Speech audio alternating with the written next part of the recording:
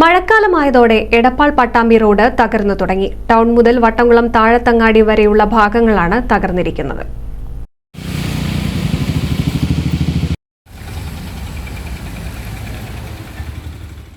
മഴയിൽ കുഴികളിൽ വെള്ളം നിറഞ്ഞു നിൽക്കുന്നതിനാൽ നിരവധി വാഹനങ്ങളാണ് ഈ ചതിക്കുഴികളിൽ ചാടുന്നത്.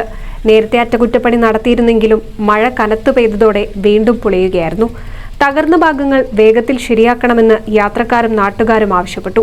അതേസമയം എടപ്പാൾ മുതൽ നീലിയാട് വരെയുള്ള റോഡ് നവീകരിക്കാൻ PWD 5 കോടി അനുവദിച്ചതായും സൂചനകളുണ്ട്.